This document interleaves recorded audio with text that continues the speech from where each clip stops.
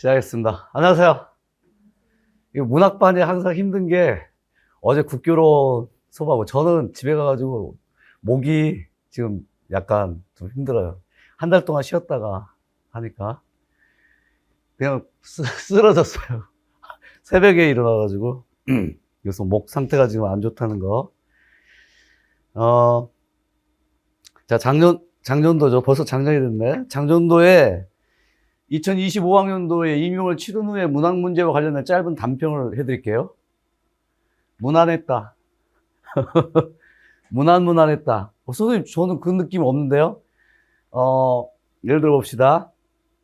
여기에 제가 그 테마는 출제자의 의도와 관점이나 논점, 그러니까 작성 방법에서 요구하거나 보기가 주어져 있으면 그 답안 작성과 관련되어 있는 기본적인 그런 내용들은 그냥 테마로 적었어요. 근데 이건 이제 이 테마는 복잡하니까 작품만 봐봐, 작품만. 일단 고전 작품이, 시가 작품이 요렇게 나왔어요, 요렇게. 여러분들이 OT 자료에도 있어요. 익숙한 작품이야, 익숙하지 않은 작품이야를 먼저 물어볼게. 익숙하지 않아? 작품 전문을 모르니까. 근데 이제 제목만 들으면 용비어천가는 들어본 적이 있지. 근데 유명한 대목은 아니란 말이지. 왜냐하면 용비어천가는 많으니까. 한수마 새한수마라고 하는 사설 시조가 있어요. 들어본 적 있어? 내 수업 들었으면 들어본 적 있어야 할 텐데. 벽노래하고 그다음에 벽노래라고 하죠. 벽 사이에 틈 사이에서 한숨을 마치 의인화 시켜가지고 나온 작품이고, 만전주별사는 설마 제가 이거 교육적으로는 좀 불가능한 작품 아니야? 라고 했던 것이 나왔죠. 이것도 제 수업 시간 했어. 규원가는 제가 자꾸 말씀드리지만 나올 만한 조선 후기 고전 시가의 가사 작품 가운데에서 나올 만한 건 이것밖에 없다고 제가 작년도 수업 시간에 이야기했고, 만전주별사가 왜 제가 이거 나오면 안 돼? 라고 했던 이유가 뭐냐면 성적이잖아. 잘 몰라? 성적이잖아. 내용이, 아니 얼음 위에 댄잎자리 누워놓고 그냥 한밤 당신과 알몸으로 지냈으면 좋겠다. 이거 학교교육 현장에서 이런 거 가르쳐주면 안 돼. 애들이 와! 뭐 이럴 거 아니야. 비교육적이야. 근데도 이제 임용에서는 지금 출제 가능한 거야. 그리고 만전주별사는 여기도 마찬가지로 1년이 아니라 여러 수로 되어 있기 때문에 출제된 것 같아. 그래서 보시면 하나, 둘, 셋, 네 작품인데 세 작품이면 벌써 익숙한 작품이야. 그러니까 모르는 작품이 아니라는 거지. 그래서 무난하다는 거야. 그 다음에 고전소설로 요 가나 이 두 작품은 전혀 낯선 작품이야. 수능 자소서에도 실려있지 않아. 인터넷 정말 막 어디 구석들 뒤져봐야 돼. 근데 여기 봐봐. 여기서 묻는 테마가 뭐냐면 우언이야. 들어보신 적 있어? 우언? 몰라도 우언은 의인화된 사물을 통해서 인간 세계에 대한 작가의 태도를 드러내는 거야 라고 이렇게 보기에 풀이가 돼 있어. 보기로 주어져 있어. 그러니까 여기 봐. 어떤 사물을 의인화시켜서 인간 혹은 인간 세계에 대해서 작가의 어떤 태도를 드러낼까? 아니 우리가 보통 이소우화하게 되면 의인화된 동물을 통해서 작가의 어떤 태도를 드러내, 세계에 대해서, 인간 세계에 대해서 비판이야, 비판. 아니 상식적으로 보더라도, 그러니까 이런 작품들을 어떻게 읽으라는 거야? 우화처럼 읽으라는 거야. 비판하는 것으로 주어져 있어요. 그러니까 낯선 작품일수록 단서가 많아. 그래서 오히려 이런 낯선 작품은 선생님 공부 많이 하신 분들은 이 작품들을 알고 있지 않을까요? 전혀. 설총의 작품으로 유명한 우화 형식은 화환계에서부터 시작되지, 여기에서는 이건 유명한 낯선 작품이 아니야. 그러니까 유명한 낯익은 작품이 아니야. 그런 측면에서 너도 모르고 나도 모르는 낯선 작품이면 변별력 없어. 너도 모르고 나도 모르는데 그러면 주어진 보기대로만 소설하면 돼. 그 다음 또 하나는 우원 형식으로 되어 있는데 몽유록이야. 여기가 그래. 몽유록 들어본 바가 있어, 없어? 그래. 그러니까 꿈, 현실과 같은 구조로 되어 있는 것. 이것도 작년에 몽유록과 몽자료 소설과 관련되어서 환몽구조의 형식이라든가 몽유 형식이라고 하는 것은 뭐 제 수업이 아니어도 이미 기출 문제 좀 보셨던 분들은 몽유록이나 몽자료 소설의 환몽구조에 대한 특징들은 이미 상식적으로 알고 있어. 근데 여기 인몽, 강몽 이런 것들을 모른다라고 하면 이건 인용 공부할 자격이 없는 거야. 그냥 기출문제 봐도 아 이거 무슨 말인지를 알고 있어라고 하는 거야. 그러니까 낯선 작품이어도 이미 주어진 단서가 있기 때문에 평이했단 말이지. 그 다음 여기에 영영전은 작년도 모고 때 작년도 모고 때 이거 보고 가라고 했었어. 차라리 모고 문제로 낼걸. 제가 안 낸 이유가 있어. 왜냐? 노량진에 있는 모고는 교육과정평가원의 출제자들이 본다 안 본다? 봐. 그럼 내가 모고 문제를 영영전으로 내면 이거 송원영 강사가 낸 작품인데 비슷한 또 논점으로 낼 수도 있는 거야. 애정소설이어서. 애정소설은 기본적으로 논점이 비슷할 수밖에 없어. 거기서 뭐 더 이상 어떤 그 특이한 논점, 특히 고전 작품은 좀 다른 해석이 가능하더라도 특이한 해석 가능하지가 않아. 보편타당해야 되니까. 물론 여기도 마찬가지로 애정 정기 소설 등장하는 주인공의 성격이 있어. 이것도 수업 시간에 누차 했었어. 나중에 이제 고전하게 되면 장르별 특징들을 다룰 텐데 유연히 말해봐. 애정 소설에서 또는 애정 전기 소설의 주인공은 어떤 성격을 지니고 있어? 그걸 나한테 배웠어. 나한테 배웠다고. 그냥 저 정도로 튀어나와야 돼. 그걸 이제 배경지식 삼아서 영영전도 과연 그런지를 봐야 되지. 그리고 그 제자가인이라고 할 때 제자가인은 내가 가르쳐 준 게 아니라 기출의 선택지에 있는 거. 객관식 기출의 선택지에. 재능이 뛰어나고 가인, 아름다운 용모. 재능이 뛰어나단 말은 어떤 재능이 뛰어나는 거야? 어떤 재능이? 뭐 연애술이 뛰어나거나 아니면은 뭐 도박 기술이 뛰어난 것을 재능이 뛰어나다고 해? 아니잖아. 어떤 재능이 뛰어나는 것을 제자라고 해? 문예에 출중한. 문예란 말은 뭐야? 그래서 애정 전기 소설에 흔히 등장하는 주인공들이 제자라면 문예에 재능이 뛰어난 거라면 작품 속에서는 어떻게 등장해? 한시가 삽입돼 있어. 그런 기출 문제가 지금까지 다뤄졌잖아. 당연한 거야, 그거는. 하지만 여기에서 나오는 영영전의 인물은 기존에 있었던 애정 전기 소설과는 다른 주인공으로 발랄한 인물형이 나와. 그렇게 읽으라는 뜻이야. 작품이 낯설어도 단서가 주어져 있어서 평이했어. 그리고 이미 이런 단서들은 우리가 봤던 단서들, 환몽구조 또는 제자가인으로서의 주인공의 성격이니 이런 것들은 이미 기출문제에서 본 적도 있었던 내용들이야. 너무 평이했어, 고전이. 그리고 작년도 고전 소설 같은 경우에는 재작년도 고전 소설하고 한번 비교해봐. 재작년도 고전 소설에서 그 악명 높았던 고전 소설이 B형 11번 문제에 나왔던 숙향전에, 재작년에. 근데 그 숙향전이 왜 악명이 높냐면 숙향전은 이미 기출됐던 작품이야. 그런데도 재작년에 나왔던 숙향전은 중세국어하고 한자어가 섞여 있는데 찾아쓰라고 거야. 근데도 작년도의 소설 작품들은 다 어땠어? 중세국어하고 한자어가 섞여 있는 거 아니었잖아. 너무 평이했어. 점수를 여기서 잃으면 안 돼. 그 다음 현대문학 작품을 보자. 낯선 작품이 낯익은 작품이야. 어떤 작품이 낯익어? 이육사의 절정뿐이야.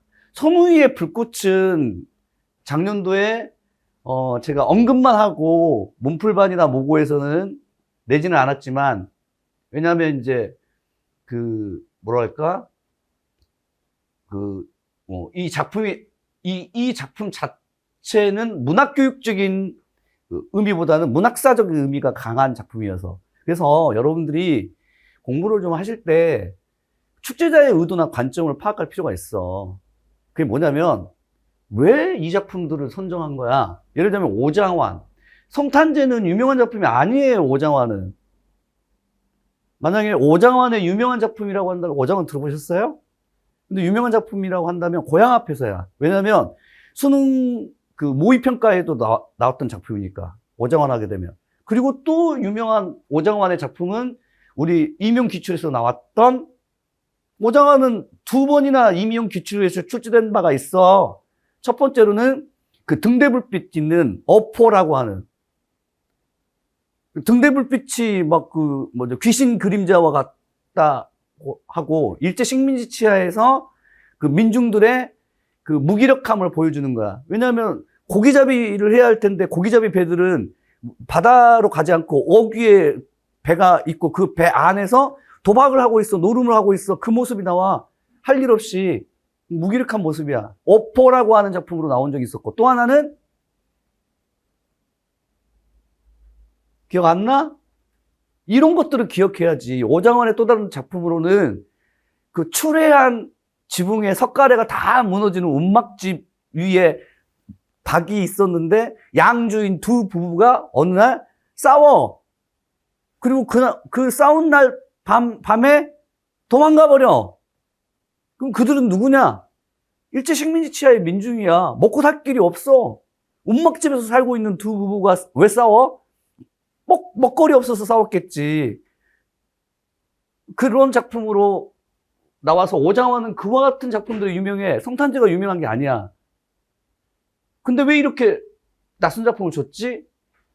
선우이의 불꽃도 문학교육적으로는 그렇게 의미 있는 작품은 아니지만 문학사적인 의미가 있는 작품이고, 천냥이의 이 작품도 유명한 작품이 아니에요. 천냥이의 원래 유명한 작품은 수능 연합평가에서 등장했던 한계령 같은 작품이 유명하지. 낯선 작품이 하나, 둘, 세 개야. 근데 작품이 낯설수록 어떻게 해야 한다고? 단서가 많이 주어져 있어. 단서가. 여기 보시면 맥락을 고려한다. 들어본 적이 있어? 맥락? 이런 것들이 이제 교육과정이 훈련돼야 돼. 그러니까 문학적인 훈련보다는 문학 교육적 훈련이 돼야 한다고. 맥락은 학교교육 현장에서 배워. 이 맥락이 몇 개냐면 3개 혹은 4개의 맥락이 있어. 예를 들면 작가 맥락, 문학사적인 맥락, 상호 텍스트적인 맥락. 그 다음에 여기도 맥락이 나와. 여기도 작품의 구성 요소와 유기적 관계에서도 천냥의 이 작품과 유사한 상호 텍스트적인 맥락의 작품, 둘 다 모두 다 맥락이라고 하는 교육과정의 근거를 가지고 지금 작품이 출제된 거야. 오늘 OT 시간은 요거 할 거야, 요거. 요걸 어떻게 바라보는가. 그 다음에 또 하나는, 이제 현대소설에서는 김소진은 요 작품이 유명한 작품이 아니에요, 또. 김소진에서 유명한 작품은 수능 자습서 때도 실려있는 작품. 자전거 도둑이야, 자전거 도둑. 자전거 도둑. 그리고 김소진 하게 되면은 아버지가 그 이북 출신으로 고향을 그리워하고 그런 작품들이 많아. 일단 근데 여기 보시면 선우이의 불꽃은 50년대 작품이라면 김소진은 90년대, 이분은 이제 돌아가셨으니까 그래도 나이가 젊어요. 그러니까 90년대 이후의 작가라고 생각하시면 돼. 여기도 오장환은 식민지 시대 작가야. 근데 천냥이는 90년대 이후의 작가고. 그러니까 말하자면 해방 이후하고 해방 이전 이로 나누면 딱 배치를 잘 한 거야. 일단 해방 이전 작가, 해방 이후 작가. 자, 그러면 여기 전체 다 합치면 현대문학에서 낯익은 작품이 딱 하나야. 선생님, 그러면 이런 낯선 작품들을 어떻게 해야 하나요? 예전에 2009학년도에 객관식 기출 때는 낯선 작품들이 너무 많이 나온 적도 있었어. 2차 논술형 문제에서도 낯선 작품이 너무 많이 나왔어. 그럴 때 그 학생들 가운데서 한 명이 낯선 시의 모든 것, 낯선 소설의 모든 것이라고 하는 꿈틀이라는 출판사에서 나온 이런 수능 자소서를 읽고 있더라고요. 여기 있더라고. 그래가지고 왜 이거 보냐고 제가 말씀드렸어. 그랬더니 당연히 이런 낯선 작품들을 해결하기 위해서 본다라고 했어. 아니, 그러면 나온다는 보장이 있어, 없어? 없지. 없어. 이것도 마음의 수수봐. 인터넷 한번 찾아봐. 이게 지금 인터넷에서 인터넷에서 학원 강사들이 그 핵심 정리 같은 것들을 올려냈을 텐데 그렇게 흔하지 않아. 흔하지 않다고. 아니 이런 것들을 여러분들 보기 위해서 인터넷 뒤져가면서 낯선 작품들을 다 봐야 되냐고. 자, 하루에 10작품씩 보면 1년 365일이면 한 300작품 이상을 그러면 보겠네? 한 1000작품 이상 보고 그 임용시험장에 들어갈까? 그런 식으로 대비하면 안 돼. 절대 안 돼. 절대. 절대. 그리고 또 하나는 여기 있는 이 작품들 가운데에서 요 작품들이 아니라 어떻게 바라보는가가 중요한 거야. 예를 들자면 아까 제가 말씀드렸던 시의 맥락이라고 하는 것은 이미 교육과정 성취 기준에 있는 거야. 그리고 감각적 이미지들이 환기. 들어본 적 있어 없어? 있지? 환기는 뭐라고 했어? 환기는 환자어 풀이해봐. 환기. 이거 수업 시간 했는데 불러 일으키다는 거야. 직접 제시야 아니면 간접인 거야? 간접이라고 했어. 이것도 제가 모의 시간에 환기에 대한 설명을 누누이 했었어. 그러니까 당연히 간접이니까 비유, 상징, 심상 이런 것들이 활용되면 그냥 간접되는 거야. 직접 제시, 정서나 감정을 직접 제시하는 것은 굳이 비유, 상징, 심상이 필요 없어. 그치? 비유, 상징, 심상이 필요 없이 직접적으로 정서나 감정을 노출시켰던 때가 있었어. 몇 년대야, 몇 년대. 이것도 수업 시간에 했었어. 1920년대의 낭만주의. 대표적으로 김소월. 아, 나 아프다. 라면 그냥 아픈 것을 아프다라고 말하지. 아픈 것을 아프다, 슬프다. 라고 하는 것을 다른 어떤 사물을, 심상을 비유나 상징을 통해서 드러낸 게 아니야. 그런데 1930년대인 이미지즘 계열이나 모더니즘 계열에서는 나 슬퍼. 아들이 죽었어. 그렇다고 하더라도 내가 슬프다라고 해? 정주영의 유리창에서는 뭐라고 해? 물 먹은 별. 별이 물 먹었대. 또는 김광균의 은수저에서는. 이 두 개 다 이명작품이야. 아들이 죽었던. 은수저 끝에 물이 고여서 눈물이 있어. 내가 흘린 눈물이죠. 어떻게 해서 수저 끝에 눈물이 있냐고. 다 비유야. 또는 심상이야. 감각적 이미지들이 환기한단 말은 결국 정서를 간접적으로 드러내는 거야. 그렇게 오장환의 성탄절을 읽으라는 뜻이야.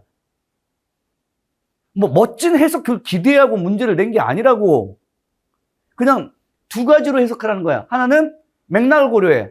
오장환의 성탄제는 그 사회문화적인 맥락상 일제 식민지 치하야.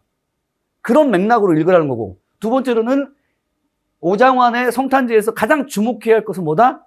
감각적 이미지들에 주목하라는 거야. 그렇게 읽으면 돼. 이걸 뭐 그렇게 멋들어지게 해석할 필요가 있냐고. 2021학년도에 고재종의 성숙이라고 하는 작품이 나왔어. 성숙. 그것도 낯선 작품이야. 90년대 이혜우 작가고. 근데 그것을 그렇게 멋들어지게 해석할 필요가 없어. 그냥 주어진 대로만 해석하면 돼. 여기도 천냥이의 마음의 수수밭도 똑같아. 구성요소에 유의해서 읽어가면 되는 거고. 이건 나중에 이제 여러분과 같이 볼 거고. 선우위의 불꽃도 마찬가지야. 사건, 여기서는 서사적 기능에 주목하고 함축된 인물의 내면의식에 주목하는 거야. 소설은 기본적으로, 시는 기본적으로 주제를 도출하기 위해서는 화자를 중심으로 해서 해석해야 돼. 어떤 상황에 처해 있는 화자냐? 화자는 그 상황에서 어떤 감정의 정서를 가지고 있느냐? 어떤 대응 태도를 지니고 있느냐? 천냥이의 마음의 수수밭과 이웃사의 절정에서는 작품의 구성 요소 가운데에서 화자에 주목해가지고 화자는 어떤 대응 태도를 지니고 있어를 묻는 거야. 근데 여기는 서사갈래에서는 당연히 화자가 아니라 누가 나와? 인물이 나와. 그 주인공, 그 인물, 그 주인공이 어떤 성격을 지느냐. 인물의 성격을 들어본 적 없어? 예를 들자면 인물이 처한 상황이 부정적 상황이고 암울하고 극한적인 현실 상황이고 거기에 대해서 그 인물이 그 상황을 도망가. 그러면 이와 같은 인물의 성격을 우리가 뭐라고 불러? 도망가. 그 인물의 성격을 어떤 성격을 지닌 인물이라고 봐? 소극적이지. 그럼 대응하려고 해. 싸우려고 해. 적극적이지. 안 그래? 현실 도피적이다. 소극적이다, 능동적이다, 저항적이다, 주체적이다, 현실적이다, 이상적이다. 이거 전부 다 인물의 성격이야. 기본적으로 소설에서는 인물의 성격이 당연한 거야, 그거는. 그리고 지금까지 기출해서 인물 안 물어봤던 적이 없어. 안 물어봤던 적이 없어. 최근 2014년도 이후에 작품들을 보더라도 이태준의 복덕방에서의 그 인물의 성격이 뭐냐? 이무영의 일과일장에서는 그 인물은 어떤 감정 정서 태도를 지니고 있느냐? 인물 문제야, 기본적으로. 근데 다만 인물의 성격을 우리가 도출하기 위해서는 어떤 사건, 상황에 봉착해 있는가, 처해 있는가. 근데 그 사건을 어떻게 인식하고 있는가. 긍정인식인가, 부정인식인가. 거기에 대한 대응 태도는 무엇인가. 당연한 거야. 그리고 인물의 내면의식. 왜 내면의식을 물어봤냐면, 선우의 불꽃은 기본적으로 1인칭 주인공 시점에 자의식의 흐름, 내면의식의 흐름으로 돼 있어서. 내면의식의 흐름. 그리고 이와 비슷한 주작품이 오상원의 유해야.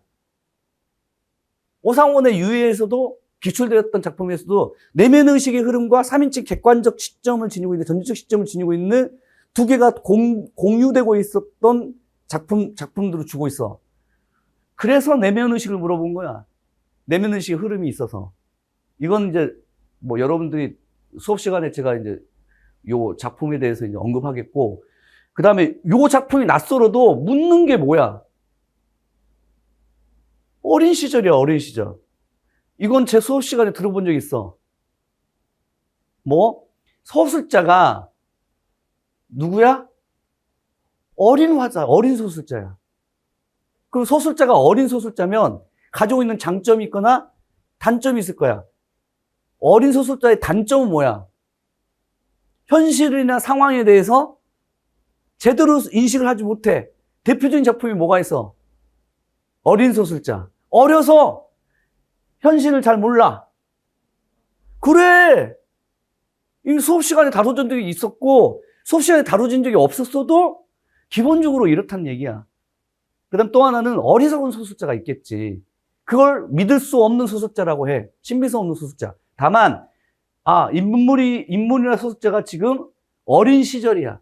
그 다음에 이 어린 시절에 원 체험을 했어. 그냥 원이 없어도 그냥, 이 소설은 기본적으로 어린 시절에 체험이 반영돼 있어. 작가의. 그렇게 읽으라는 뜻이야. 이 작품 몰라도. 보니까 여기는 소설자보다는 주인공이 어린 주인공이 나와. 주인공이. 그 다음 또, 요거는 제가, 이건 이제, 이 135월 문학 개론반 시간에 해드릴 거야. 이야기와 담론이라고 하는. 아주 그 중요한 소설 개론서의 이야기와 담론이라고 하는 것이 개념으로 다뤄지고 있어. 이거는 문학교육적 차원이 아니라 문학사적이야. 이거는. 근데 제가 너무 어려워서 이것을 작년에 이야기와 담론처럼 어차피 이건 서술자 할 때, 시점할 때 한번 봤었어야 돼. 그래서 제가 아예 그 개정판 낼 때 이 이야기와 담론을 조금 더 말씀드릴게요. 이 담론하고 이야기라고 하는 것의 요 차이를 그때 말씀드리면 되고, 그리고 어차피 여러분들이 여기 보시면 되겠지만 이야기 차원에 봐봐. 어른이 된 경험자가 무슨 뜻이야? 어른이 된 경험자란 말이. 이 소설의 주인공은 어떤 주인공이라고? 어린아이야. 근데 그 어린아이의 주인공이 소설자는 그럼 어린이 소설자야? 어른 소설자야? 어른 소설자야. 그리고 작가의 원체험이 반영됐으니까 작가는 어른이고, 어른이 자신의 어린 시절을 회상을 해. 그러면 당연히 어른이 된 자아, 그걸 경험한 자아가, 여기까지 소설자가 자신의 어린 시절에 느꼈던 감정이 있어. 그게 뭐야? 죄책감. 근데 이 죄책감은 문학교육적이야. 뭐냐고? 이 죄책감과 관련되어 있는 어린 주인공이 나와서 그 어린 주인공이 이러저러한 사건을 겪어서 죄책감도 겪어서 자신의 내면은 성찰하고 성장하는 것. 이게 성장소설이야. 그리고 제가 그 성장소설은 분명히 말했지만 출제될 수 있다라고 말씀드렸어. 그리고 교과서에서는 이 작품으로 배운 건 아니지만 어린 주인공의 죄책감을 느껴서 성장하는, 자신을 반성하는 그 작품이 이미 우리 교과서에서 다뤄진 적이 있었고 제 수업 시간에 다룬 적이 있었어. 어떤 작품이야? 첫 번째, 박완서의 자전거 도둑이야. 거기서 죄책감 느껴. 두 번째로는 하늘이 말 것만. 거기는 처음의 사건은 거스름돈 사건. 두 번째 사건은 훔친 사건. 그래. 전부 다 어린 주인공이지만 소설자는 어른 소설자야. 다만 이 김소준의 소설은 어린 시절의 원체험을 반영한 작가의 체험을 반영한 허구화되어 있긴 하지만 기본적으로 그렇게 읽으라는 뜻이야. 그 죄책감과 당혹감의 기억을 소환시켜. 근데 이런 작품이 왜 문학교육적이냐? 성장이야, 성장. 성장이라고. 나올 줄 알았어. 이런 패턴으로. 다만 이야기하고 담론이라고? 너무 어려운 보기인데? 이런 측면이 그래서 제가 보기에는 작품은 낯설지만 묻고자 하는 논점이나 테마는 너무 익숙하다. 너무 익숙하다. 그래서 문학은 평이했다. 이해했어요? 그런데도 작년도 문학 문제가 나한테 어려웠다면 작품은 몰라서가 아니라 훈련을 덜 한 거지. 어떤 훈련을 덜 했냐? 이 테마를 다루는 훈련을 덜 했다는 뜻이지. 왜? 작품 공부를 하면 안 돼. 선생님, 수능 자소서를 더 봐야 될까요? 아니, 왜 보냐고. 수능 자소서를 왜 보냐고. 고전을 봐야 돼. 예, 고전은. 고전은 봐야 돼. 이런 고전은 난지근 작품들은 봐야 돼. 다만 고전이 아닌 현대문학은 절대 여러분들이 수능 자소서에 의지하지 말아라. 의지하지 마. 만약에 거기서 의지하는 순간 이제 여러분들이 자소서에서만 끝나는 게 아니란 말이야. 낯선 시의 모든 것, 낯선 소설의 모든 것, 낯선 문학 작품의 모든 것 이렇게 갈 거고, 그 다음에 인터넷 뒤져가면서 이제 자기신이 모르는 작품, 특히나 수능에서 실려있는 낯선 작품, EBS에 수록되어 있는 낯선 작품을 그냥 뒤지고 있는 자기 자신을 발견할 거야. 뭐 하는 짓이냐고. 그걸 뒤질 시간에 테마를 더 봐라. 테마. 어떤 테마? 이걸 수학이라고 생각하시면 돼. 여기 나오는 이 테마는 수학의 공식이야. 여러분들 수학 공부 어떻게 해? 피타고라스의 정리를 배웠어. 그러면 배웠으면 그 다음에는 어떻게 해? 계속 수학 문제, 피타고라스의 정리를 응용하는 수학 문제 풀 거 아니야. 이 작품, 그렇다고 해서 그 문제들 자체가 중요하냐고. 아니잖아. 뭐가 중요해? 피타고라스의 정리 자체가 중요하지. 똑같은 거야. 테마가 중요한 거지 작품이 중요한 게 아니라고. 테마는 그럼 어디서 확보가 돼요? 도출이 돼요? 기출. 그 다음에 문학교육과정. 왜 문학교육과정이죠? 어차피 예비교사를 뽑는 시험이잖아. 여러분들이 뭐 5급 공무원이 예를 들면 행정공무원이야? 그러니까 지금 저 같은 그 행정고시를 준비하냐고. 아니면 7급 공무원 국어 공부해? 아니잖아. 예비교사잖아. 예비교사가 반드시 알아야 할 문학적 지식 작품들이라고 하는 것은 결국 교과서에 수록되어 있는 작품들을 어떻게 가르칠 것이냐 이거지. 그리고 여러분들이 국문과여도 교사 자격증을 취득한 국문과생이고 사범대 국교과생은 당연히 말할 필요가 없어. 왜 국어 국문이 아니라 국어 교육이냐고. 교육이 중요하니까 그래. 교육이. 그러니까 문학사적으로 선우위의 불꽃이 중요하더라도 교육적 측면으로 접근해야지 문학사적 측면으로 접근하는 게 아니야. 여기 있는 테마가 지금 문학사를 묻고 있냐고. 오장환의 선탕제를 문학사적으로 묻고 있냐고. 지금 문학교육적으로 묻고 있잖아. 이해했어요? 절대로 작품 중심으로 공부하면 안 된다. 작품 중심으로 공부한다면 딱 하나밖에 없어. 출제자의 의도와 관점으로 접근하는 거야. 너의 생각이 중요한 게 아니야. 선우의 불꽃을 알고 있지를 묻는 게 아니라 알고 있더라도 이렇게 접근해. 오장환의 성탄제를 공부한 적이 있지가 중요한 게 아니라 오장환의 성탄제를 이런 방식으로 접근해라고 하는 출제자의 의도와 관점이 중요한 거지. 근데 수능자습서는 뭐야? 수능자습서는 출제자의 의도와 관점이 들어있냐고? 안 들어있어. 집필진의 관점이야. 그 집필하신 분이 출제자냐고? 아니라고. 다만 수능자습서에 수록되어 있는 작품들의 핵심 정리들은 현직 교사들이 교과서 현장에서 요 정도까지는 가르친다 정도야. 그 정도는 그러면 우리가 알고 가야지. 근데 더 이상 알 필요는 없다는 거지. 한번 생각해봐. 예를 들면 심상에 대해서 우리가 배운다면 심상이 하나의 수학의 원리야. 그러면 심상과 관련되어 있는 작품들은 그냥 수학 문제 풀듯이 적용하는 것 작품들이지. 그 작품들을 왜 공부하고 앉아있냐고. 심상을 공부해야지. 안 그래? 화자를 공부해야지. 왜 화자가 적용되어 있는 작품들을 공부하고 앉았냐고. 화자 공부했으면 버려. 중요한 게 아니니까. 그리고 수능자습서에 실려있는 작품들을 내가 알고 있더라도 그건 그 수능자습서 집필진의 생각인 거지. 현재 이 시험을 출제하시는 선생님, 교수님의 생각은 아니잖아. 한번 생각해봐. 수능 어떻게 공부했냐고.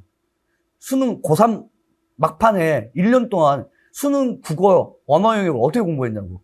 자습서 봤어? 개론서 봤어? 논문 봤어? 인터넷에서 작품 같은 거 막 뒤졌냐고. 아니잖아. 어떻게 공부했어? 맨날 문제 풀었잖아. 왜 문제 풀었냐고. 원리 알았으면 작품에 적용하는 거지. 근데 지금 임용 공부를 어떻게 하고 있냐면 작품 공부하고 있어요. 내가 작품 몰라서. 한도 끝도 없어. 그러면 여러분 봐봐. 이제 여러분들에게 소개해드릴 OT 프린트물의 저 뒤쪽 부분에 보시면 15쪽에 아주 멋들어지게 겉표지가 있잖아. 선생님, 제가 개론서 안 읽어봤는데 OT 프린트물. 그 현대시 작품론하고 고전시가 작품론은 제가 필수 작품으로 이 135 과정에서 여러분들이 이 두 개의 개론서는 보충 자료로 항상 끼고 봐야 돼. 근데 이것도 봐봐. 이 개론서는 작품론 개론서야. 그러니까 모든 목차가 다 전부 다 작품으로 돼 있어. 그리고 작품 해설로 돼 있어. 그럼 봐봐. 이 개론서를 내가 봤다고 해봐. 이 개론서에 만약에 아까도 했던 천냥이의 마음의 수습 파트에 대한 작품 해설서가 있다고 해봐. 나 그 개론서에서 봤어. 오케이. 역시나 현대시 작품도 짱이야. 근데 문제는 뭐야? 이 작품 개론서에 실려있는 그 집필진의 생각인 거고, 마음의 수습에 대한 해설이. 여기서는 다른 방식으로 읽게 된다면 다른 방식으로 읽어야 돼. 결국 배경 지식을 중심으로 한 문학사적 지식을 요구하는 시험이 아니라는 거야. 아니야. 절대 아닙니다. 다만 이 개론서는 적어도 그 교과서 집필진이나 교육과정 집필진이 해설하고 있어서 그들이 출제진이 된다면 어떤 시각으로 이 작품을 바라보고 있느냐, 이걸 중심으로 한번 보자는 것. 그 정도 수준이지 이 개론서를 읽고 외우고 암기하고 할 필요가 없어. 절대 그럴 필요가 없어. 여러분의 머릿속에 남아야 할 것은 출제자의 관점이지 작품에 대한 지식이 아니야. 공부 그렇게 해서 안 돼. 그래서 올해부터 만약 1년간 제 수업을 따라한다면 그 작품 들어본 적 있어 없어? 라고 하면 있다라고 하면 이때는 여러분들 기억 속에 그게 몇 년도의 임용 기출인데 그러한 논점으로 출제된 적이 있어. 이걸 기억해야지. 이건 화자가 어떻고, 이거는 표현상의 특징은 무엇이고, 이것은 이렇고, 이런 지식이 남아서는 안 돼. 그 당시에 물어봤던 출제자의 논점은 이거였어가 남아야 돼. 자, 대표적인 예로 이쪽에 이제 요 연도 표시 잘못했어요. 24가 아니라 25야. 2025의 B형 소설형 작품이야. 자, 요 작품이 바로 작년도에 나왔던 현대시 문제야. 현대시 문제. 작품의 구성 요소의 유기적 관계와 맥락에 유의해서 작품을 수용한다. 이런 학습 목표 들어본 적 있어? 이게 문학교육과정의 성취 기준이야, 이게. 아니, 교사가 될 분들이 이 교육과정의 성취 기준의 학습 목표를 들어본 적이 없다면 그거는 1차적으로 이 문제를 풀 자격이 없는 거야. 이 성취 기준에서는 두 가지 문학교수 학습 내용이 있어. 하나는 뭐요? 작품의 구성 요소의 유기적 관계. 두 번째 뭐야? 맥락. 이 두 가지 중심으로 해서 이 작품을 보고자 하는 거야. 수업 제재가 요 마음의 수수밭이라고 하는 천장의 작품이고, 두 번째 수업 참고 자료가 이육사의 절정이야. 그리고 다의 교사의 수업 연구의 일지가 이렇게 길게 나와 있어. 요 길게 나와 있는 걸 왜 줬느냐 이거지. 이거 왜 줬어? 왜? 없어도 되는 거 아니야? 준 이유가 있겠지. 이 작품을 어떻게 바라보라고? 이렇게 바라보라고 하는 이건 단서야, 단서. 단서라고. 그래서 이걸 중시히 여겨야 돼. 그냥 작품보다도 더 중시히 여기는 게 이거야. 왜냐고? 작품을 이렇게 바라보라고 하는 거니까. 저 작품을 니네들이 몰라도 돼. 근데 이렇게만 바라보면 돼. 이거지? 그 다음에 라는 뭐냐면 교수학습 계획이 나와. 혹시 이런 교수학습 계획을 본 적이 있어? 아니, 요 내용들이 아니라 요 교수학습 계획의 요 절차로 되어 있는 거. 몇 차시, 몇 차시 이런 거. 이거 2차 수업 시련 때 등장하는 거야. 이게 교안이야, 교안. 교안이라고 이게. 이게 교안이 아니어도 돼. 이거 학습 활동이어도 돼. 상관없어. 학습 활동이 뭐냐면 이런 거야. 시상의 상승 구조에 초점 맞춰 바람과 푸른 것들의 특성을 구별해서 말해보자. 이게 학습 활동이야, 학습 활동. 학습 활동이라고. 이해했어요? 이런 학습 활동은 어디에 있어? 자습서에 있어? 없어. 수능에서 저거 나와? 안 나와. 학습 활동은 어디서 봐야 돼? 교과서야. 교과서라고. 교과서가 저런 식으로 돼 있어. 다만 이거는 지금 교과서의 학습 활동이 아니기 때문에, 교환이기 때문에 차시라고 하는 것이 붙어 있는 거지. 교과서의 학습 활동이야. 그러니까 이 네 개가 다 교과서의 학습 활동이라고. 네 개가. 4, 5월, 6월 문학반이 이 교과서의 학습 활동을 보는 거야. 다만 교과서의 학습 활동을 보는 이유가 뭐냐면 이 작품을 학습 목표가 이렇기 때문에 이 학습 목표에 의거해 보자면 그렇다는 얘기야. 이렇게 보라는 얘기야. 그러니까 이것은 학습 활동이야. 오케이. 그런데 작성법에서 요구하는 건 뭐였냐면 아무것도 아니야. 어떤 아무것도 아니냐면 요것에 대한 답을 말해봐. 그러니까 교과서에 학습 활동이 있는데 학습 활동에 예시 답안이 붙어 있어. 근데 그 예시 답안을 니네들이 써봐라는 얘기야. 정말로 문학교육적 문제야. 국어국문과의 문학사 문제는 이렇게 나올 수가 없어. 수능 문제도 이렇게 나올 수가 없어.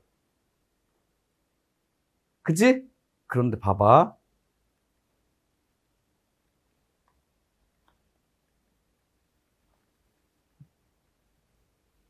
이제 OT 자료를 보시면 아주 멋들어진 분석, 어떤 멋들어진 분석이 있냐면 육적 부분에 보시면 이 천냥이의 시에 대한 멋들어진 분석이 나와 있어.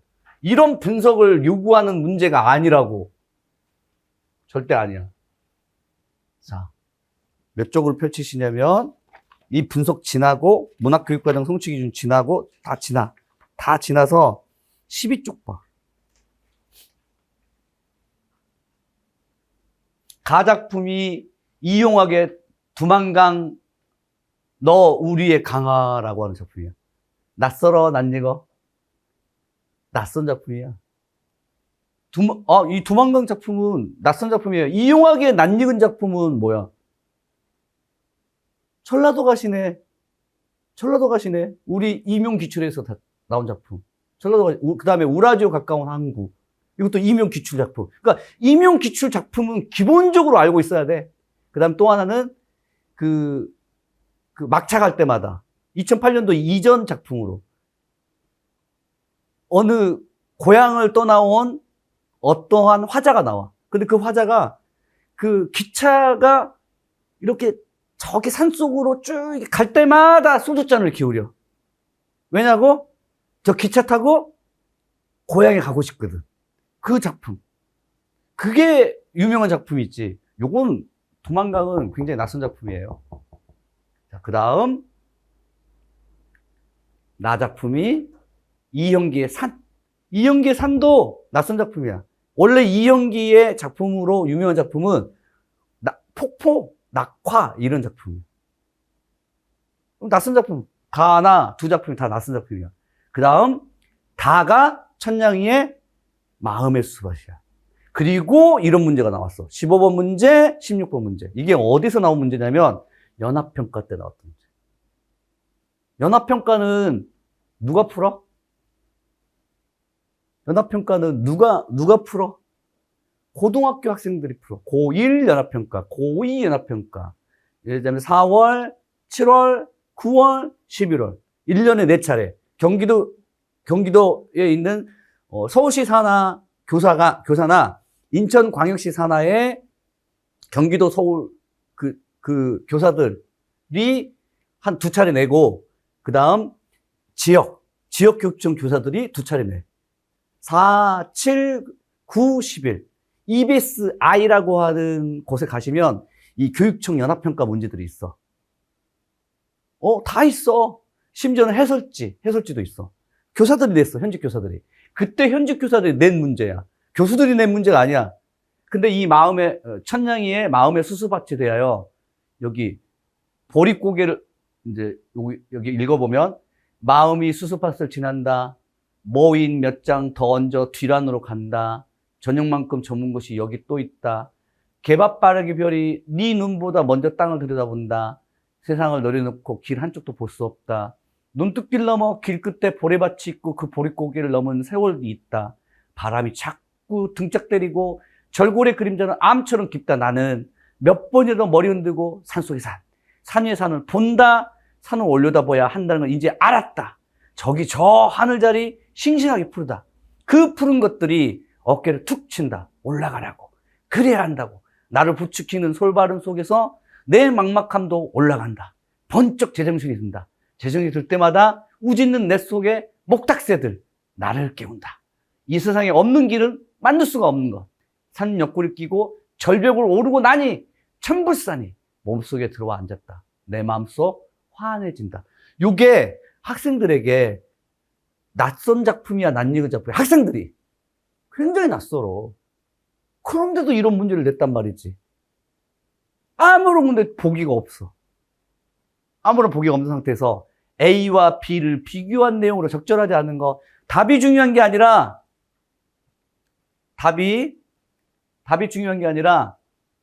여기 나오는 이 B 장면에 해당되는 당시 연합평가에 나왔던 이 B 장면이 바람음부터 시작해가지고 하늘의 자리는 싱싱하게 푸르다까지가 B 장면이야. 이 장면을 다시 한번 읽어보면 바람이 나의 등짝을 자꾸 때리고 그 앞부분에서는 보릿고개를 넘은 세월이 있는 상태에서 절골의 그림자는 암처럼 깊다. 나는 그 상황에서 몇 번 머리를 흔들고 산을 바라보고 올려다본다는 걸 알았고 그 산 위를 보니 하늘이 있었고 그 산과 하늘이 정말 싱싱하게 푸르렀다는 것을 이제야 깨달은 거야. 자, 요 장면에 B 장면을 주고 15번 문제에서 요구했던 게 B 장면에 대한 내용이 3, 4, 5번 선택지야. 3, 4, 5번 선택지. 근데 이 B 장면, 방금 읽었던 B 장면이 색채어가 나와 있어요. 그럼 첫 번째, 무엇에 주목하고 있어? 감각적 이미지, 색채어. 자, 두 번째, B 장면은 상승 이미지가 남아 있어요. 지금 또 하나 주목한 게 상승 이미지. 그러면 감각적 이미지와 상승 이미지는 다 무엇에 해당돼? 심상이야. 그럼 이 작품을 어떤 논점으로 읽어라? 심상의 논점으로 읽어라는 거야. 감각적 이미지로. 근데 색채어의 감각적 이미지. 또 하나는 상승 이미지. 그럼 상승 이미지가 나와 있느냐 안 나왔느냐를 보고 그 다음에 이게 심리 변화하고 관련이 있느냐 없느냐를 봐야 돼. 이게 맞는 답이라면. 근데 맞아. 어떻게 맞냐? 여기에 대한 해설지의 내용이 뭐냐면 4번 선택지 B장면에 산 위에 산을 본다라는 구절도 있고, 산은 올려다 보아야 한다는 구절도 있고, 올라가라고 하는 구절도 있어. B 안에.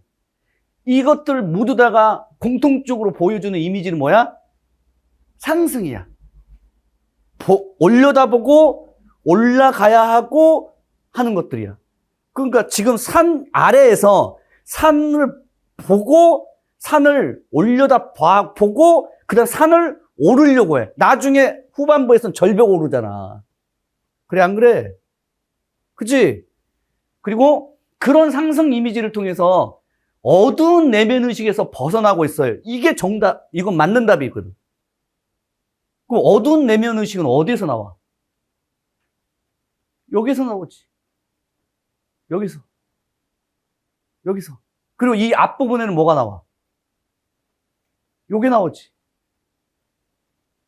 어떤 내용이 나오냐면, 세월 가운데서 보릿고개를 넘은 세월이 있었대. 여기는 지금 밑줄이 그어져 있어, 디귿은. 보릿고개를 어떻게 해석하는 거야? 부정이야, 긍정이야? 부정으로 해석하라, 부정으로. 그러니까 그런 세월을 이 사람이 살아왔어. 암울해. 어둡게. 고생해서. 보릿고개는 보통 어느 때 보릿고개라고 해? 배고플 때. 가난하고 헐벗고 굶주리고 어쨌든 어두웠어. 그렇게 살아왔었어. 어두운 세월이 있었고 그 세월이 있는데도 세월이 예를 들면 바람이 내 등짝 때려. 부정이야, 긍정이야? 부정이지. 등짝도 때리고 또 절골이 뭐야? 절골 한자어로. 뼈 부러진 거야. 그림자가 뼈 부러져 있어. 그것마저도 무엇처럼 깊어? 암이야. 전부 다 긍정이야, 부정이야? 이거 어렵게 살아온 거야. 그래서 화자의 심리가 어떻게 됐냐고? 어두웠어. 근데 점차 어떻게 됐냐고? 밝아졌다고. 어떻게 밝아졌냐고? 어떤 상황을 통해서? 산을 보고 올려다 보아야 한다는 걸 깨달았고, 그리고 하늘을 보니 산과 하늘이 다 모두 다 푸른색이야. 아, 그러면 지금 어떤 상황 속에 처해 있어? 좌절하고 절망해. 그럼 여기 있는 산, 하늘, 싱싱하게 푸르름, 이건 절망이 아니라 뭐야? 희망이지, 긍정이지. 그렇게 읽으란 뜻이야. 근데 그걸 무엇을 통해서 나타냈다고? 상승 이미지를 통해서, 색채어를 통해서 그렇게 드러냈다고. 이건 그 당시에 나왔던 논점 중에 맞는 답이야. 그럼 이 작품을 여러분들이 나중에 연합평가 문제를 풀고 나서 기억을 한다면, 저거 작품 본 적이 있는 데가 아니라, 그 당시에 연합평가에서 물어봤던 논점이 상승 이미지를 통한 어두운 화자의 내면 심리에서 밝은 화자의 내면 심리의 변화, 과정. 근데 산을 보고, 올려다보고, 심지어는 행위로 산을 오르고. 이해했어요? 그 논점으로 하나 나왔었고, 16번 문제는 밑줄 쳐진 부분에 대한 19절에 대한 해석이야. 근데 이 중에서 보릿고개는 화자의 힘들었던 과거를 함축하고 있어. 오케이, 맞아. 근데 여기 하늘, 그 밑줄 쳐진 부분이 니을번 부분인데, 그 니을번 부분이 어디 있냐면,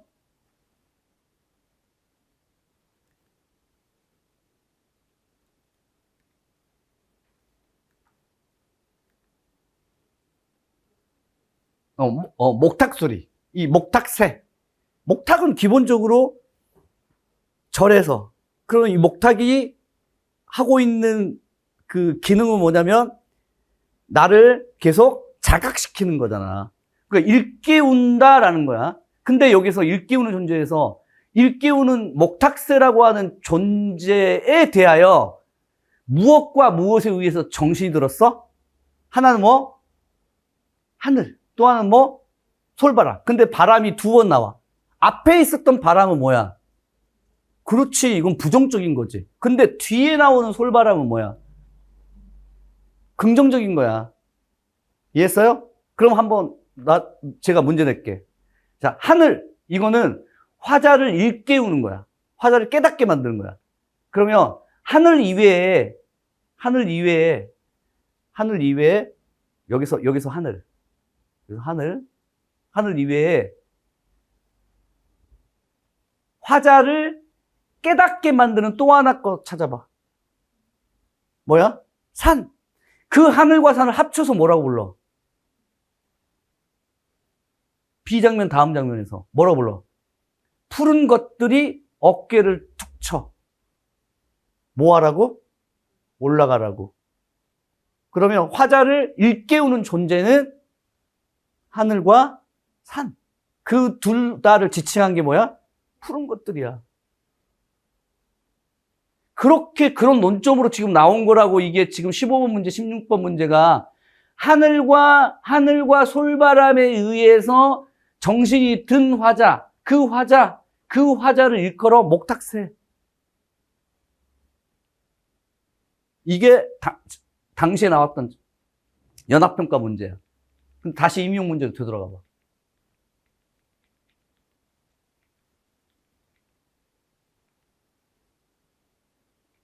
다의 교사의 수업 연구 일지를 봐봐.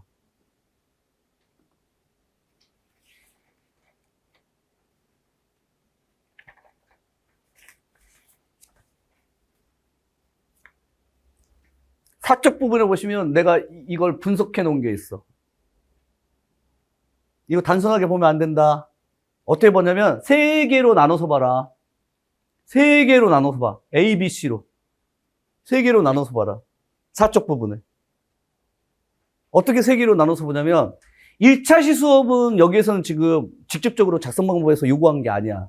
근데 이것도 그냥 무시해서 넘어가면 안 돼. 이 작품을 어떻게 바라보라는 논점이 있으니까. 뭐냐면 1차 시수업에서는 학생들은 제목의 의미에 비추어 주요 구절의 의미를 생각해 볼 것이다. 여긴 그냥 넘어가되 이를 통해 이 시, 그 다음에 단서가 있어. 화자의 마음을, 이거 중요한 거야, 이게. 화자의 마음을 무엇에 비유했어? 수수밭에 비유했어. 화자의 마음을 무엇에 비유했다고? 수수가 어떤 거야? 어떤 식물이야? 이렇게 흔들리는 거야. 이렇게 흔들리는 거라고. 흔들리는. 그러니까 마음의 수수밭이란 마음의 수수밭도 되지만 마음이 수수밭인 거야. 마음 이퀄 수수밭이야. 비유니까. 그러니까 이 작품을 화자의 마음 상태를 드러내는 작품으로 봐. 근데 수수밭으로 비유돼 있어. 오케이. 여기 이제 확인했어. 그럼 지금부터 이 시를 어떻게 읽어라? 수수밭으로 읽어. 수수밭. 근데 이 수수밭이 곧 화자의 무슨 상태를 나타내? 마음의 상태, 화자의 마음의 상태를 나타내는 거라고 읽으라는 거야. 이게 단서야. 그 다음 두 번째 B, 2차 시 수업. 여기서부터가 이제 작성 방법에서 요구했던 거잖아. 그치? 보면 화자의 무슨 상태? 마음 상태의 시야. 이 시는. 근데 여기에 영향을 미치고 있는 것에 주목하는 거야.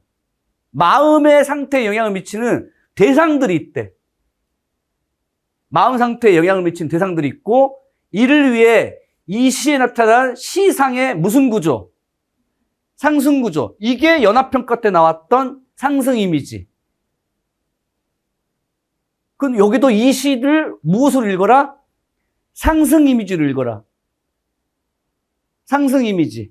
상승 구조에 주목해서 화자의 마음 상태가 그냥 처음부터 끝까지 지속된 게 아니라 어떻게 된다고? 변화된다는 거야. 그럼 우리가 연합평가 때는 어떤 상태에서 어떤 상태로 변화됐었어? 연합평가에서. 어두움에서 밝음으로 상승하고 있는 이미지를 통하여 어두운 내면의 심리에서 밝음으로, 중간에 어두움에서 밝음으로 넘어갈 때 일깨우는 존재들이 있어서 사물들, 대상들. 마음에 영향을 미치는 시적 대상들이야. 그게. 연합평가의 논점과 유사하지. 그래서 2차 시에서 물어봤던 게 뭐였어? 여기서 2차 시에서 물어봤던 거. 기억법. 이 시는 시상이 상승구조예요. 그래서 이 상승구조에 초점을 맞추게 되면 바람하고 푸른 것들이라고 하는 두 개의 시어가 나와요. 근데 이게 특성들은 구별이 가능해요. 오케이. 어떻게 구별이 가능해?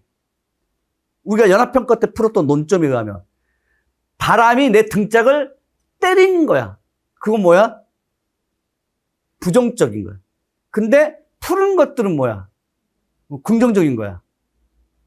절망에서 희망으로, 힘든 과정에서 마음의 내면의 환함으로, 이해했어요? 그래서 바람과 푸른 것들의 특성은, 바람은 이 화자의 현재의 내면의 상태라면, 푸른 것들은 변화된 이후의 상태를 나타내는 거라고. 이해했어요? 그렇게 여러분들이 논점을 접근하시면 돼. 그리고 여기 봐. 이거는 문제로 나왔지 않았지만, 그 푸른 것들에 해당되는 특성을 보이는 시적 소재 2개. 산. 바람일까? 산. 푸른 것들이야. 또 하나는 하늘. 연합평가 때 그걸 물어봤었잖아. 산하고 하늘. 그게 다 푸른색이고, 그것은 좌절된 암울한 상황에서 저 희망을 향해 나아가는 상태를 나타내는 거라고. 그 다음 3차 시 부분에서는 뭐라고 돼 있어? 3차 시 부분에서는 뭐라고 돼 있냐면, 3차 시 수업에서는 작품의 해석 맥락을 확장해 보되 유사한 시상 전개 방식이 나타난 게 있대. 그게 이육사의 절정이야.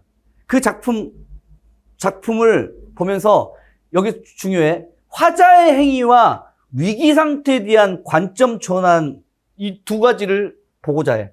화자가 어떤 행위를 해? 마음의 수수밭에서는 어떤 행위를 했어?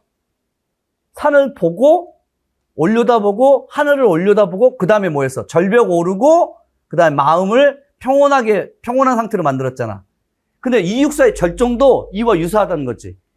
화자의 행위가 있어. 그 다음에 모두 다 작품이, 화자가 어떤 상태에 있어? 위기 상태에 존재해 있어. 이육사의 절정도 위기 상태에 있고, 마음의 수수밭도 위기 상태에 있어. 근데 그 위기 상태에서 모두 다 관점이 뭐가 돼? 전환된대.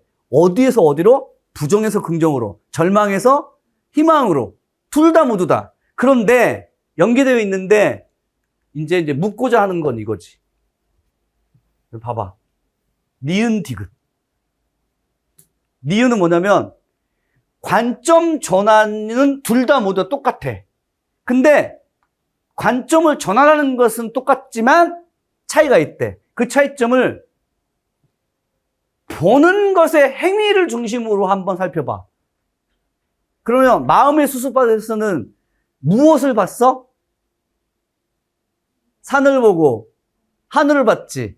이육사의 절정은, 유연이, 이육사의 절정은 무엇을 봤어? 유연이, 잘 생각이 안 나? 안 봤어. 안 봤다고. 여기까지는 전부 다 부정적 상황이야. 극한이잖아. 근데 이육사의 절정에서는 안 봤어. 보는 행위가 없어. 눈을 감았지. 차이 있어, 없어? 있지. 근데 둘 다 관점을 전환한 거야. 부정적 현실 상황에서 긍정으로. 이육사의 절정도 긍정이고, 마음의 수수밭도 긍정이고. 이해했어요? 근데 행위 자체는 한 작품에서는 눈을 감았던 거고, 한 작품에서는 산과 하늘을 바라본 거고, 행위의 차이가 있는 거라고. 그 다음, 디귿은 뭐야? 관점 전환의 내용의 공통점. 어떤 공통점이 있어? 2 작품 모두 다 부정에서 긍정이야. 위기 상태에 대한 대응. 위기 상태는 시적 화자가 직면한 현실 상황. 부정이야, 긍정이야? 시적 화자가 직면한 현실 상황. 부정이야, 긍정이야? 부정. 그 부정 상황에서 대응 태도가 모두 다 소극적, 적극적? 둘 다 적극적이라고 보는 거야. 둘 다 긍정적으로 전환하는 거고. 다만 예를 들자면 극복의 의지가 조금 더 세게 느껴지는 건 이육사의 절정인 것이고, 극복의 의지가, 그 다음에 마음의 평온한 상태가 더 느껴지는 것은 마음의 수수밭이고. 근데 그건 차이점을 중심으로 한 게 아니라 여기서는 위기 상태에 대한 화자의 대응은 마음먹기에 달려있는 거야. 마음먹기에. 둘 다 공통점이. 그래서 이육사의 절정에서는 겨울이라고 할지라도 강철로 된 무지개라고 생각하는 거고, 그 다음에 마음의 수수밭에서는 아무리 바람이 등짝 때리고 절골의 그림자가 암으로 깊어도 산을 보고 하늘을 보니 내 마음이 평온해져. 이렇게 이제 마음을 먹는 거고, 둘 다 그런 점에서 공통점이야. 끝! 끝이라고. 마음의 수수밭이라고 하는 작품을 그럴싸하게 해석하는 게 중요한 게 아니라 출제자가 그 논점으로 보고 싶으니까 그렇게 그런 논점으로 따라와 하는 거야. 근데 이거 몇 분 안에 풀어야 돼? 7분에서 8분 안에 풀어야 돼. 그 연습을 해야 돼. 그 연습을. 출제자의 의도나 관점을 맞춰서 짧은 시간 내에 푸는 연습을 해야 한다고. 제한된 시간 내에. 그래서 여러분들에게 추천드리고 싶은 방법이 뭘까? 수능자습서 읽어라? 이렇게 하는 수능자습서 읽을 수가 없어. 수능자습서는 엄청난 화려한 해석들이 너무 많이 나와, 정보가. 그럼 어떻게 해야 돼? 낯익은 작품이건 낯선 작품이건 간에 일단 작품 공부는 해야 될 거 아니야. 그럼 무엇을 중심으로 해라? 결론. 출제자의 의도와 관점을 읽으라는 거야. 그 훈련을 하라는 거야. 그 훈련을. 12쪽.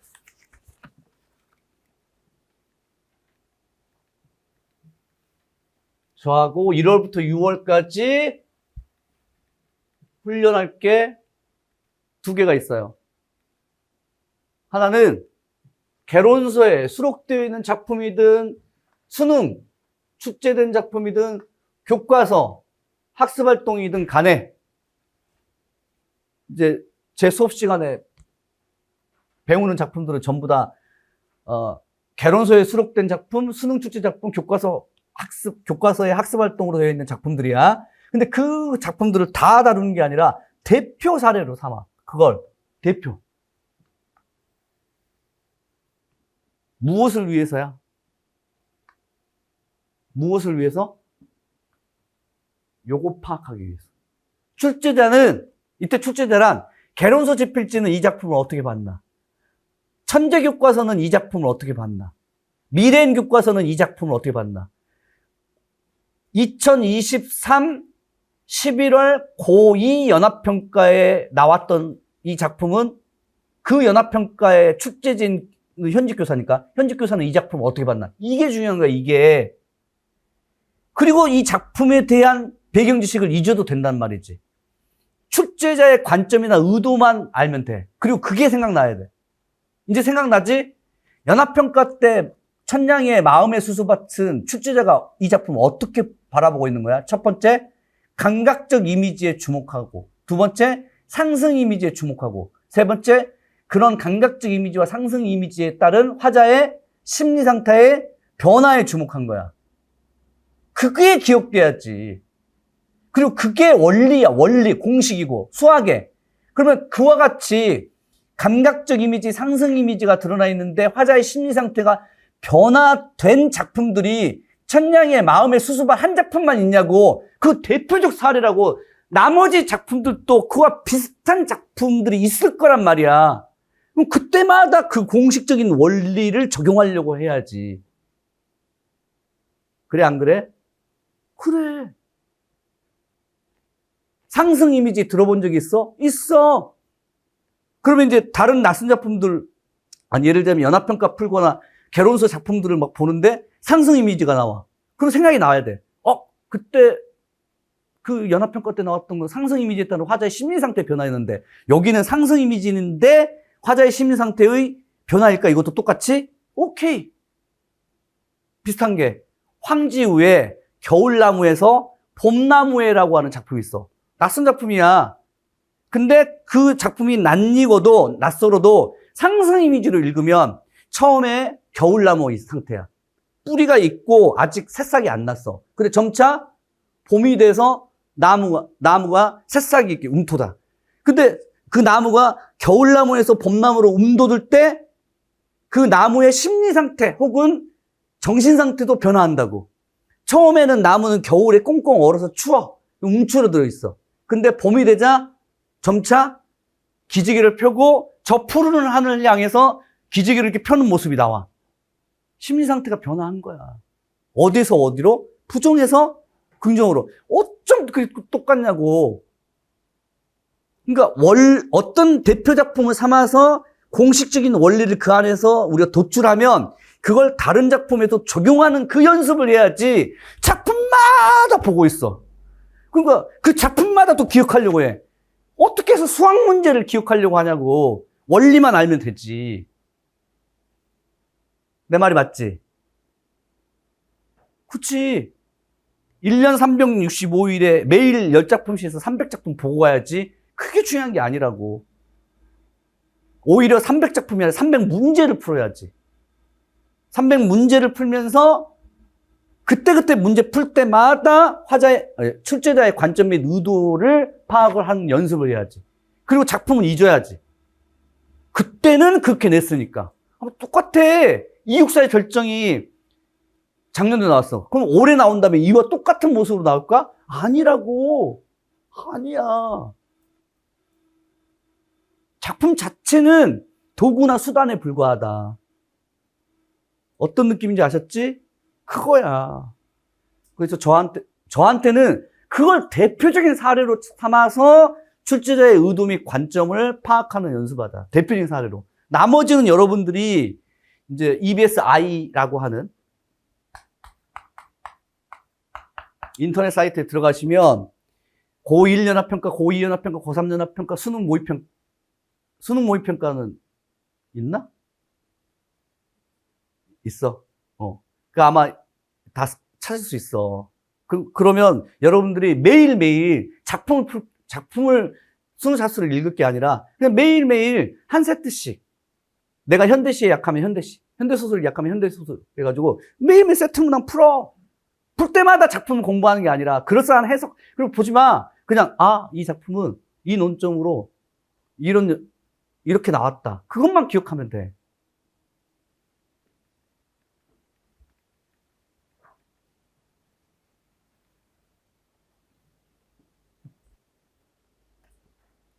문제 출제의 근거는 어디에 있었나?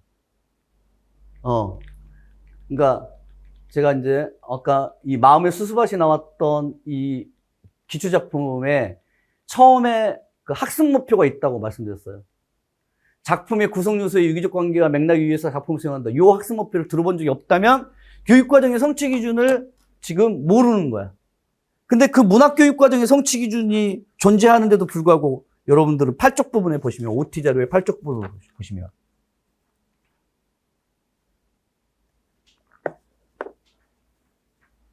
봐. 관련 교육과정 22 읽어.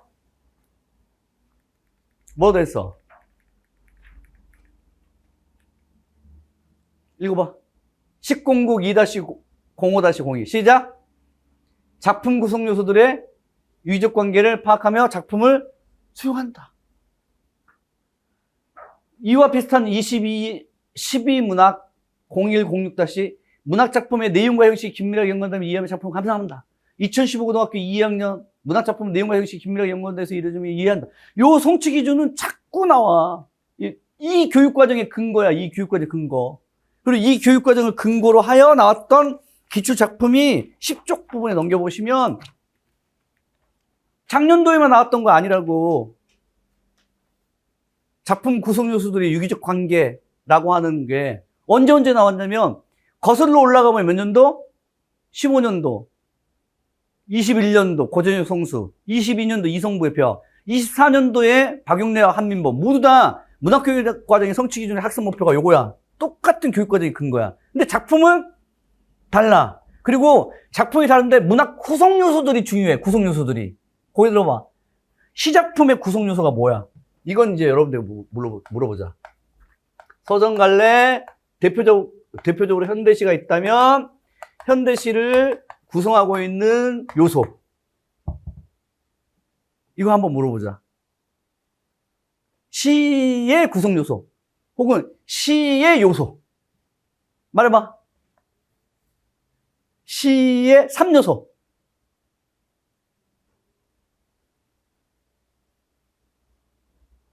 처음에 무슨 성? 음악성. 무슨 요소? 음악성은 무슨 요소? 시의 요소. 운율이야, 운율. 근데 24년도 문제가 그 시작품의 구성 요소 가운데 무엇에 주목했어? 운율에 주목한 거야. 근데 구성 요소에 운율만 있냐고. 봐. 음악성, 운율. 그다음 회화성. 회화성 뭐야? 심상. 심상 문제는 여기에서는 지금 없지만 심상 문제는 따로 있어. 따로 문제가 나왔어. 단독으로. 그다음 마지막으로 함축성. 함축성은 뭐야? 비유와 상징이야. 이게 시의 구성 요소야. 이 구성 요소들이 한 작품을 이룰 때 유기적으로 연관되어서라는 뜻이야. 이성부의 벼라고 하는 작품이 전부 다 상징이야. 시의 상징적 의미. 벼가 상징이야, 벼. 벼는 하나만 있는 게 아니라 두 개의 벼가 서로 기대요. 민중을 뜻해. 상징으로. 그 다음에 고재중의 성숙에서는 여기는 이제 바람과 미류나무의 관계가 나와. 시어. 그 다음에 음성상징어의 활용이 나와. 음성상징어는 기본적으로 뭐냐면 음악성 쪽이야. 바람과 미류나무 같은 경우에는 상징이야. 이것들이 유기적으로 연관관계를 맺으면서 어떤 화자의 작가의 생각을 드러내는가. 계속 그 문제야. 계속 그 문제. 맞지? 맞아. 그러니까 여러분들이 무엇에 주목하느냐? 기본적으로 문학 국어 국문과 학생의 대학원 시험이 아니라는 거지. 그치? 교사 시험. 그래서 문학 교육적 시각을 가져있으려면 교육과정의 성취 기준, 기존 임용이나 교과서나 수능 출제자의 관점 및 의도 파악이 굉장히 중요하다. 그래서 이제 제가 3개월간 여러분들 훈련시킬 거야. 각오가 돼 있을 거지? 3개월 동안 어떤 훈련을 하는지 17쪽에 보시면 제 강의의 목표가 나올 거야.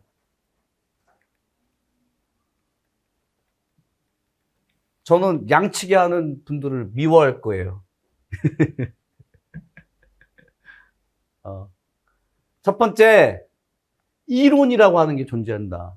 죄송합니다. 국교로. 이론이 말고, 여기, 분석 및 적용. 문학 개념을 정립한다. 선생님, 문학도 무슨 개념이 있나요? 아니, 이게 개념 아니야? 이 개념이잖아. 이 정립된 개념을 대표적인 사례에 적용해가지고 계속 연습할 거야. 작품은 도구나 수단에 불과하다. 그 도구나 수단에 불과하고 계속 이 문학 개념, 문학의 요소라고 하는 문학 개념을 적용할 것이다. 또 때로는 개념만 있는 게 아니라 양식적 특성이라고 하는 게 있어. 이게 뭐냐면 고전에서 양식적 특성이 있어. 예를 들면 고전 소설의 애정정치 소설의 양식적 특성, 몽이로 몽자루 소설의 양식적 특성. 그지? 이런 양식적 특성도 마찬가지로 연습할 것이다. 이것도 마찬가지로 적용 연습이야. 그러니까 여러분들이 하실 일은 뭐냐? 문학교육 과정에서 근거하고 있는 문학 개념을 충분하게 이해하고, 그지? 고전에서 중시하고 있는 양식적 특성을 정리하고, 그 상태에서 그냥 무조건 작품에 적용한다. 그 작품은 머릿속에 남지 않아도 된다. 선생님, 그럼 1월부터 3월까지 작품 공부 안 해요? 라고 하면 합니다. 어떤 작품이냐면 기본적으로는 기출 작품이야. 그래서 여러분들이 지금 이 책에 여러 작품들이 분석되어 있어. 수록되어 있고 전부 다 기출 작품들. 몇 년도부터냐면 98년도부터 23학년도까지 24하고 25가 빠져 있어. 24는 여러분들에게 프린트물로 줄 거고 25도 프린트물로 줄 거야. 그러면 135 개론서에 실려 있는 작품들을 공부한다는 것은 기출작품을 공부한다는 뜻이야. 대표적으로 뭐 예를 들자면 페이지를 한번 펼쳐보면 아무데나 펼쳐봐. 아무데나 펼쳐보니까 기출이 안 나오네. 뭐 예를 들자면 70쪽 펼쳐보시면 아무데나 펼쳐보시면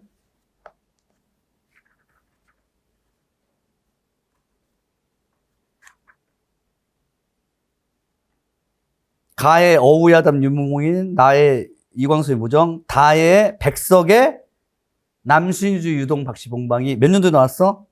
15년도. 자, 백석의 남신유주는 어떤 논점으로 나왔나? 이게 중요한 거지. 알겠어요?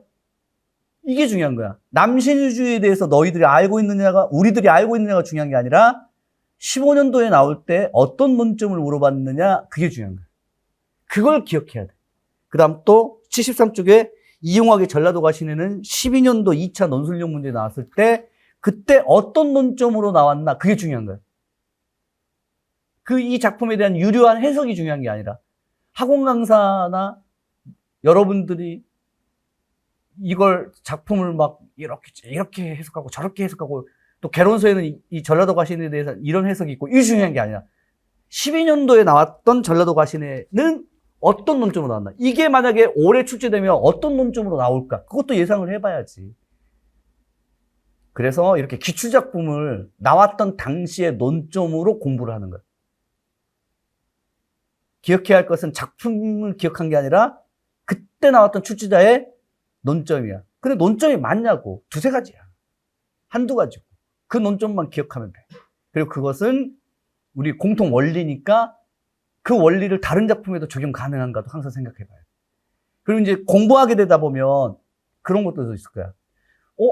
여러 개의 기출작품이 있으니까 그 기출작품들 가운데서 이거는 12년도에 나왔던 전라도 가시네하고 비슷하게 논점을 분석할 수 있겠네요. 그런 것으로 이제 어떤 것이 트일 거라고. 그 기출 많이 봐야 돼. 여러 번 봐야 돼. 여러 번 봐야 돼. 여러 번. 작품을 기억하는 게 아니라 논점만 기억하면 돼. 이해하셨죠? 그래서 135는 어떤 훈련을 한다? 출제자의 관점과 의도파. 근데 그것의 관점과 의도는 첫 번째 교육과정의 개념, 두 번째 기출의 논점. 이 두 개예요. 그리고 작품 공부를 해야 돼. 어떤 공부? 기출 작품 공부.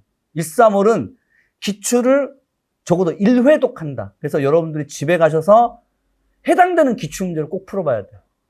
물론 저한테 설명도 들으시고 같이 연습을 하지만 해당되는 기출 문제를 꼭 한번 확인하면서 넘어가야 돼. 그러면 135 이 3개월 동안 1회독 할 거야. 98년도부터 2025학년도까지 1회독해. 그러면 4월 달에는 또 1회독해. 두 번 중복해. 이해했어요? 그다음 7, 8월 달에 3번 해. 9, 10월 달에 4번 해. 적어도 5번 이상의 동일한 기출작품을 보고 가라. 근데 그때마다 논점을 새롭게 해야 되고. 여기까지. 고맙습니다. 좀 쉬읍시다.